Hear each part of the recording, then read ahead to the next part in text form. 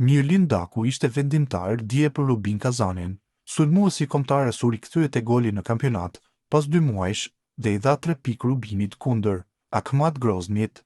Ishte minuta 75 kur Daku bëri gjithçka mirë. Në fest u tregua disi i shfrenuar, ndërsa u ndëshkua edhe me karton të verdh duke humbur sfidën e radhës.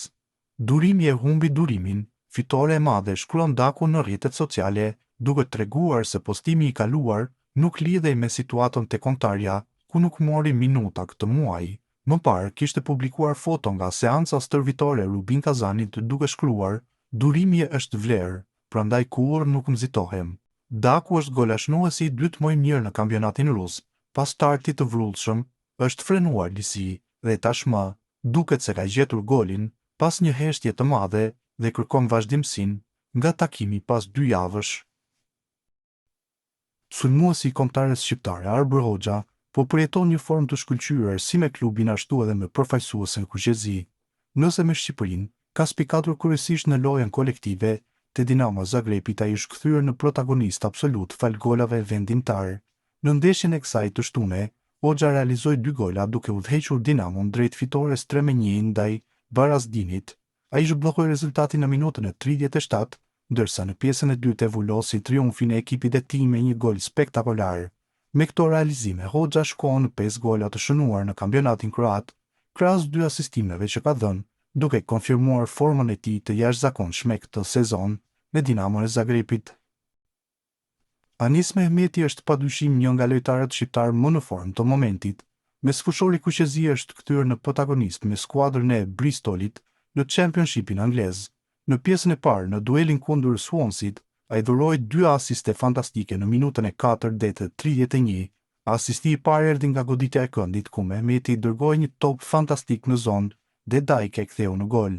Në asistin e dytë, 24 vjeçari mori një top të mirë jashtë zone, u fut në afërsi të saj dhe me të jashtmen e dërgoi sferën aty ku duhet për të gjetur Ris, i cili dyfishoi shifrat. Në minutën e 82, ai dha dhe asist për golin e tretë, të shënuar nga Hirakawa për të mbyllur në mënyrë perfekte këtë ndeshje, duke e mbyllur me notën 9.9 më i vlerësuari në këtë takim. Pavarësisht formës së tij, trajneri kombëtar Silvinho nuk e ka grumbulluar në ndeshjet e vitit. Ndoshta ai mund të marrë besimin e brazilianit për ndeshjet vendimtare të play-offit të muajit mars, të cilat mund ta çojnë Shqipërinë drejt botërorit të parë atij amerikan të vitit të ardhshëm. Sulmuesi i kombëtarës shqiptare Arbër Hoxha po përjeton një formë të shkëlqyer si me klubin ashtu edhe me përfaqësuesen kuqezi. Nëse me Shqipërinë ka spikatur kryesisht në lojën kolektive, te Dinamo Zagrebit ai është kthyer në protagonist absolut fal golave vendimtar. Në ndeshjen e kësaj të shtune, Hoxha realizoi 2 gola duke udhëhequr Dinamon drejt fitores 3-1 ndaj Varazdinit.